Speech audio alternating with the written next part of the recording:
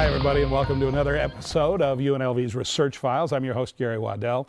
Tonight, we'll find out what the public thinks about a way to prevent, or about drones. We'll hear about a way to prevent diabetic ulcerations, discuss the role media play in supporting the wedding industry, and we'll learn about the discovery of a very old fossil in Nevada's Esmeralda County. But as always, we begin tonight with Tom Piota. He is the Vice President of Research and Economic Development for UNLV. Nice to see you again, Tom. It's been a little while. Yeah.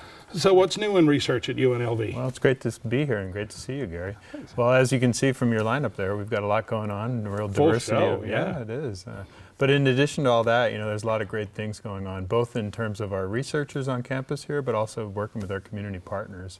On campus here, we started up something exciting new initiative called the Nevada Institute of Personalized Medicine. You had one of our researchers. We did on, last year. Marty Schiller. Yes. That's off and running now, and Professor Schiller is doing a great job with that. In the community, we're working with one of the biggest data centers here, Switch Communications. Mm-hmm. One of the biggest in the world. One of the biggest in the world, Yes. and what a great partner for us to be working with to expand out. For us to be one of the most highly connected universities basically on the planet. And that enables kind of great research to take place now. We work with Intel with them also. And then we also have a great professor that we hired in engineering called Professor Dr. O.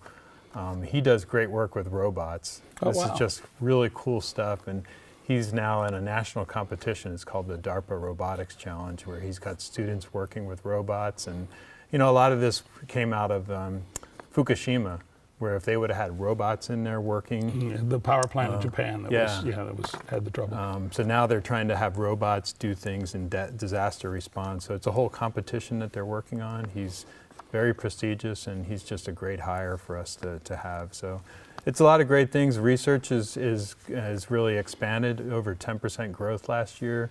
Patents have doubled from the university, which is a big indicator of translational research that we do. So we're on the right path. Still working to become a Tier 1 institution. Yeah. What's happening in that? Absolutely. I mean, all these things kind of feed into being a Tier 1 institution. Tier 1 institutions, there's only a little over 100 of them in the nation. We're currently in the top 5% of universities in the nation. Wow. If you want to be a Tier 1 institution, like I said, you're in the top 100 or 2.5%. So what it takes to really get there is to expand out your research capabilities in some of the areas that I mentioned. You have to continue to expand and get faculty in those areas, in those targeted areas. It's all about getting additional research dollars.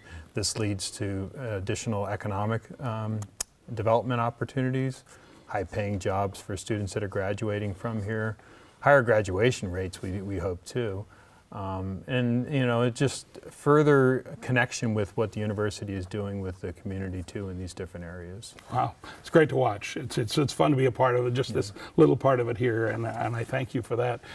Thank you. We'll see you again on the next show. All right, thank you. Thanks, Tom. Don't go away. We've got a lot more to talk about when we come back. Here's your check.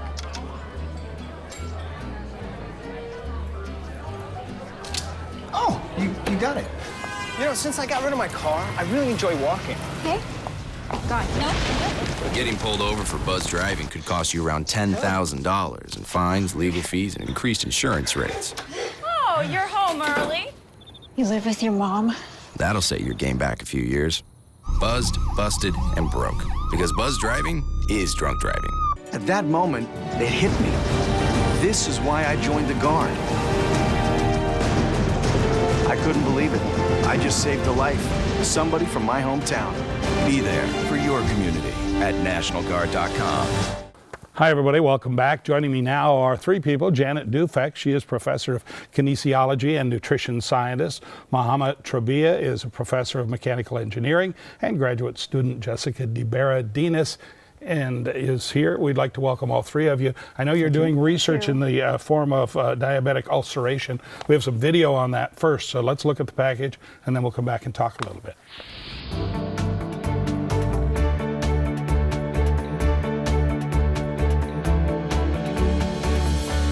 If I were to ask anyone watching this, how many of you have been influenced by diabetes, whether yourself, a friend, family, I would be willing to guess, or if I were a betting person living in this town, that over 50% of the people in this community have been somehow touched by diabetic neuropathy. That's kinesiology professor Janet Dufek, one of two principal investigators responsible for the creation of a new technology to help patients with diabetes, a chronic and sometimes fatal disease.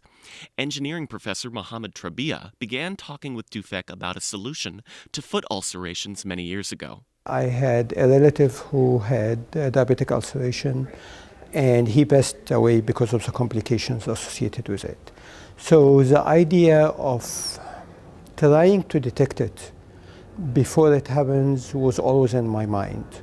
Dufek and Trabia know that diabetics are particularly vulnerable to diabetic ulceration because of poor circulation or trauma to the feet. If not treated, these ulcerations could lead to amputation. Think about it this way. If you were walking and had a rock in your shoe, you would feel that. However, many of these patients cannot feel that, and thus develop these problems with their feet. But if patients and their physicians were notified before ulcers developed, then steps could be taken to prevent the foot damage. And this early detection is at the heart of what Dufek and Trabia have created. The technology itself is an insole system that will measure pressure. The team is developing algorithms to determine the pressure thresholds that may lead to ulcers in specific populations. Pressure is measured by specialized software that responds to sensors in an insole when a person is walking. So what this software will do is that as a patient moves and walks, it will measure the pressures that they exert on the ground. The colors you're seeing on the right is the pressures that David, who is walking around right now, is exerting on his foot. So the red means a high amount of pressure, and the blue means a low amount of pressure. In other software, you would have to get the data and then post-analyze it to find out where we're getting large pressures. With this, we can actually see in real time where these pressures are occurring. Our end game here is not only to alert the patient, but also their caring physician so that he or she has a plan for follow-up care. Dufek and Trabia have applied for a patent for their solution to prevent diabetic ulceration. Once approved, their solution will improve the lives of millions of people around the world. And all the work was done here at the University of Nevada, Las Vegas. Really interesting research. Janet, you're from kinesiology, they're from engineering. You formed this partnership. Is that a usual type of partnership? It's actually a growing trend on campus. We have a program called Collaborative Research and Education that features faculty from cross-campus, cross-disciplines that work together. And I think we've made a great team in that I'm a biomechanist with expertise in lower extremity function, so I understand the gait-related aspects, whereas my colleagues in engineering are more focused on and have expertise in areas of the mechanics, the electronics, the development of the hardware and the software. So together we can, some of the three of us should equal 10. I'm sure it does, maybe more than that, maybe more than that. And diabetes is a huge problem in this population. It is indeed. It's growing not only nationally, but across the world. Obesity is tied into it.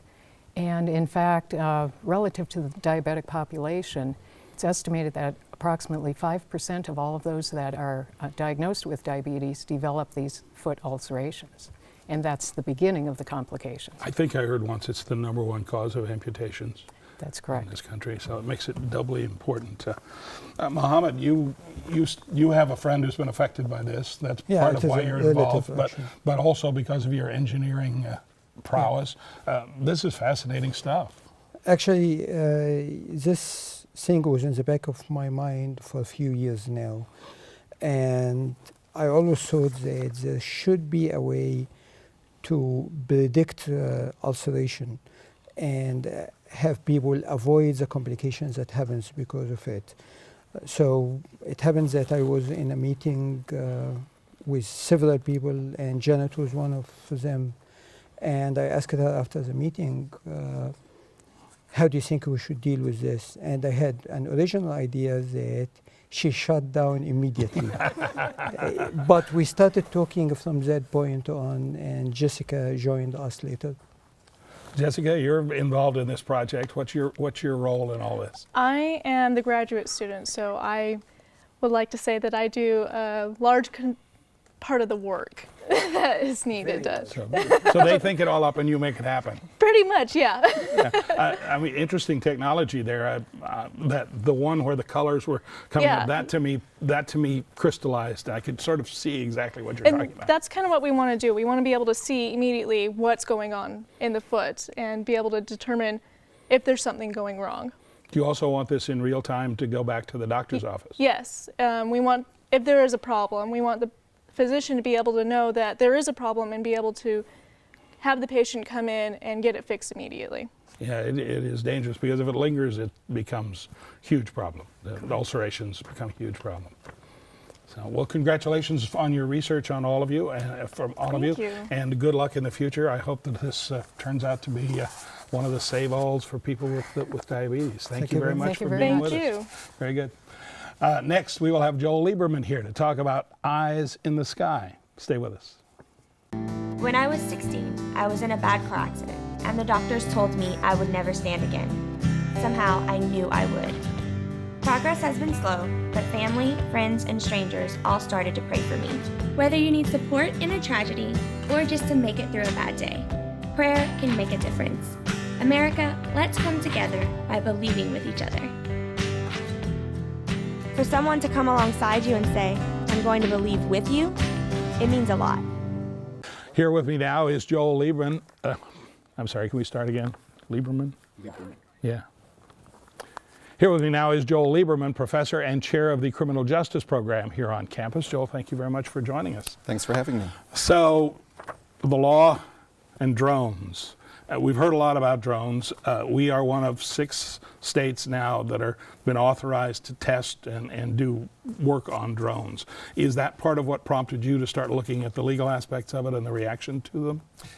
Exactly. I thought it was going to be a really unique opportunity for UNLV to be involved with research on unmanned aerial vehicles.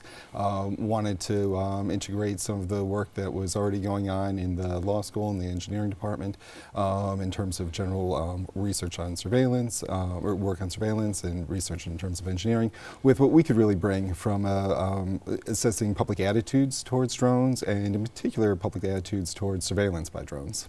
We've seen a lot of these sort of cutting-edge scientific discoveries create these legal black holes, if it were, where there's really no case law for it. That's something that your people have, your department really needs to look into, right? Exactly. What we wanted to do was provide a research foundation for policy. So we're leaving it up to the good people at the law school to deal with informing what suggestions for the law. What we want to do is have that an assessment of where public attitudes were for using drones generally for a variety of activities, whether you're talking about well-known military applications or search and rescue, mapping, or journalistic use of them. Amazon has its plans to deliver by drones, right. So measuring I'll believe that when I see it, when there's one in my front yard. Yeah. I think it'll be as soon as Amazon can make that happen, and as soon as the FAA will allow Amazon to make that happen. Probably. You did a couple of surveys, big surveys on this to find out people's attitudes. What did you find out? What were they for? What were they kind of questioning? Well, what we did, and by we, it's a research team in the Criminal Justice Department, myself, Dr. Terry Meathy, Dr. Tamara Madison, Dr. Emily Trushinsky, and a few of our graduate students. The first thing we did was a national survey looking at attitudes towards drone use. We found that for certain things like search and rescue, the public is very favorable of drone use. They're fairly mixed on things like journalistic use to cover news events, sporting events, pretty resistant to drone delivery by retailers like Amazon.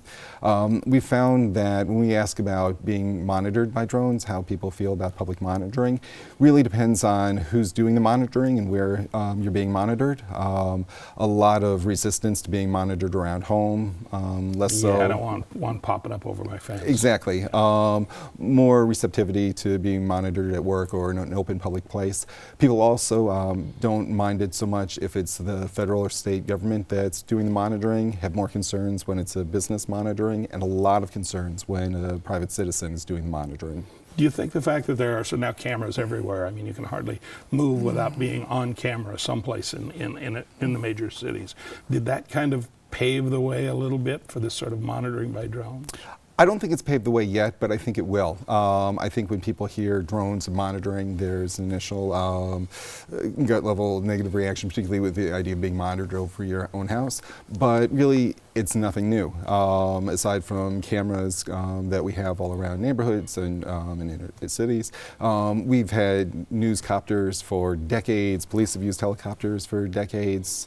People can fly over your house in private airplanes. So it's really nothing new. It's just a different delivery mechanism. It is a very interesting field, and I would assume you're rather excited to be in it, sort of the cutting edge of technology. It really is. In terms of our approach looking at criminal justice issues, we're also taking a look at using drones for crowd management purposes. There's really no one else in the country doing the research, so it's great for our faculty and our graduate students to get out in front on that. Way to go, UNLV. There you go. Joel, thank you very much for being with us. Sure thing. Coming up, Professor Erika Engstrom will discuss women and mad men and the madness created by the wedding industry. And that's coming up. Stay with us. In 1977, an 8-year-old boy picked up the game of golf from his father. The odds of that same boy then making it to the US and European pro golf tours, 1 in 7 million. The odds of the Big Easy winning the US Open twice, 1 in 1.2 billion. The odds of him having a child diagnosed with autism, 1 in 88. Ernie Els encourages you to learn the signs of autism. Joining me now is Erika Engstrom, Professor of Communication Studies. Nice to have you here. You've done a couple of things. You've written a couple of books. One of them is The Bride Factory. I don't know if you can see this or not. Another one is about the TV show Madman. Let's start with the Bride Factory and talk a little bit about it. Weddings are very, very expensive, yes. And you've done some research about why they're expensive and why maybe they shouldn't be. Well, the average American wedding is about $20,000, which I tell my students, what can you buy with $20,000? Right. Oh, down payment on a house, yeah. A car. And so a lot of these weddings that we see in media tend to overblow or make very, very big the idea that you need a wedding and you need a big wedding with a lot of things. And what results is the message that love equals money. So the bigger the wedding, of course, the bigger the love, supposedly. However, what people really should prepare for rather than the wedding is the relationship that comes after the marriage. So we see a lot in terms of wedding preparation, but not a lot in terms of marriage preparation. Boy, you're just a killjoy, you know that? Sorry. I mean, I walk through, you walk through the drugstore and there are the magazines, the Bride magazine, right. You know, thousands of dollars for a gown and all of these things. The other thing that I thought was very interesting in there is that it's really the bride. It's the bride's side of things. The men are just sort of incidental to the whole process. That's right. All he needs to do is show up, and even he has a best man to make sure he shows up. She has to be the center. Yes. Yes. They're basically in that situation the arm candy to the bride, and this is her one day to not be the arm candy of a man, but to be the star of the show. Right, and the men play, you talk about flag football right up until wedding time. Yes, they don't have to worry. They just need to go and, you know, put on their tuxedo or whatever, but she takes the whole day to get ready. So, as a society, does this need to change? I don't know if it needs to change in terms of weddings. There's nothing wrong with a wedding. It's the idea that what's the most important part of the wedding? It's the relationship that is being confirmed in front of all the people. And that does not need this big, gigantic expenditure. So I see it as preparing to have a long-term commitment and marriage rather than this beautiful wedding, which people think is the end of the love story. It's just the beginning. And you talk about celebrating anniversaries. Yes, I think it's a better way to have a party is to celebrate achievements. Although finding a partner that's right for you is an achievement, the idea of having the committed relationship last for a long time. Also other achievements that people have, graduations, for example, might be another way to celebrate rather than the big wedding. One time I heard from someone who said, you know, that they give wedding presents on the first anniversary. And there you go. Because then you know it's at least going to last a while. Well, a year. Yeah. Maybe another year. Yeah. Real quickly, your other book is about the TV show Madman, which was a huge, big hit. Yes. the women represented in that. This was in the 60s, though. Yes. How right on was that show with the way women were treated in the office during those years? There are women that were there during the 60s in that kind of industry that say, yes, I see myself on the show. That stuff happened. It was even worse than that. However, some working women might say, I never experienced that kind of thing. However, what Mad Men does is it allows us to start talking about what women face in the workplace then and now. And if you actually look around and look at news reports, things really haven't changed all that much. The speech last night, yes, Academy Awards. Patricia Arquette's demand for gender equality and wage pay. equity. Yeah. Did Mad Men help, hurt, or do nothing? Mad Men, the show, well, it helps with research and UNLV research that I do here at UNLV, and it allows us to collaborate with other researchers across the country who look at Mad Men in different ways than I do. Very interesting. It's not something I sort of expected from a college research project, but it's really interesting, and I thank you so much for that. I appreciate it, Erika. Thank you very much. Thanks. Hope I know you're married, and I hope you have a lot of anniversaries to celebrate. We've been together for 22 years, married for 16. There you go. You got it. Thank you very much. I got a lot of reading to catch up on with all of that. Up next, UNLV paleontologists made an important discovery in Esmeralda County right here in the state. We'll tell you what it was when we come back. We have a job to do out here today. To be a winning team, you have to work like a winning team. My team depends on me. And my team is 50,000 strong. Looks like a lot of work's going into this. This is what it feels like to be part of a team. A winning team. The Action Team. Action Team! Get in on the action at actionteam.org. Are you in? Welcome back. Closing out our show today is Steve Rowland. He is a professor of geoscience here at UNLV. All right, we talked about this ancient fossil that you found here in Nevada up by Gold Point. What did you find? Well, what we found was some fossils that are Precambrian in age. Most fossils that we find anywhere on Earth go back to the beginning of the Cambrian period when animals first started secreting shells. And so it's hard for an animal or a plant to make a fossil if it doesn't have any hard parts. So, and during the Cambrian period, there was this big explosion. It's called the Cambrian Explosion, the diversification of multicellular animals. But we don't. And when was this? That was about 540 million years ago when it started. Wow. But so what my student and I have a graduate student named Michael Strange who's working with me on this. We're interested in what happened before that. What was the precursor to this Cambrian explosion? And we have some non-shelly fossils, some extraordinary preservation of some little tiny worm-like things and algae that lived before the Cambrian explosion. And so what my student is trying to figure out is how they even got preserved in the first place. How did this happen? It's extraordinary that they even got preserved. So it's soft tissues, no shells involved, that got preserved. So we're working heavily on that, trying to understand what was going on there. And there are similar deposits in China, but very few other places in the world. So Nevada and China are about the only places that have these deposits. And you've taken some of these out? We've taken some out. We've already published one paper describing and naming one of the fossils. But there's you got to name it. It's like a star. We right? did get to name it, and now we have a bunch more that we'll be studying and probably naming a few.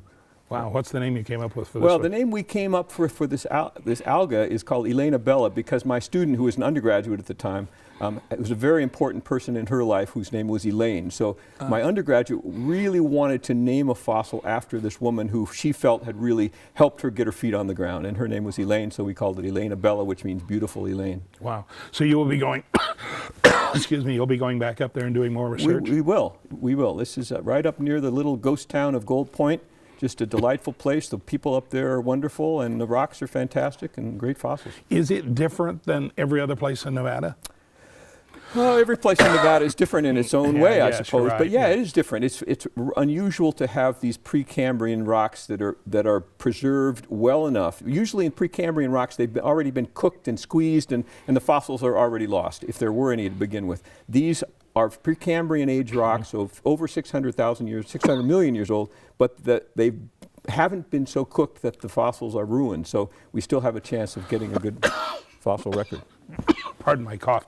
So what have we here? Well, what we have here is the other end of the spectrum. So at UNLV, we're doing research not only on the earliest life that we can find a fossil record of, but also more recent life. So this is a mammoth tooth that came from the Tule Springs area. Oh, wow. And we're very excited because we have a brand new fossil bed national monument at Tule Springs. It was created by Congress just 2 months ago in late December. And so we're very excited that we're going to be working on the fossils in Tule Springs Fossil Bed National Monument. So this is an example. This is a mammoth tooth from a Columbian mammoth, died probably around 12 or 14,000 years ago, and this is from a big one, and this is from a little baby one. So we have a wide spectrum of these mammoths, and what we're interested in is trying to understand how they were living and why they became extinct, what sort of food they were eating, and we can do isotopic analysis on the enamel, which tells us something about their diet, tells us something about the climate that they were living in. So we're interested in climate change, how climate change affected these animals. Maybe it caused them to go extinct, and perhaps they were being hunted by human hunters. So we're interested in doing research on all those kinds of questions of what happened to the Pleistocene, the Ice Age animals that lived in Nevada, and having our own National Park Service unit right here in our own backyard is very exciting. Very good. You got a lot of work to do. We do. We have lots of work and lots of good students to do it. Steve, thank you very much. We appreciate it. Pleasure to be here. Sorry for the coughing. I'm just getting over something, partly allergies and partly something else. That's going to do it for us for today. Thanks again for being with us. We'll bring you more from the research files in the future. Have a nice day. Bye-bye.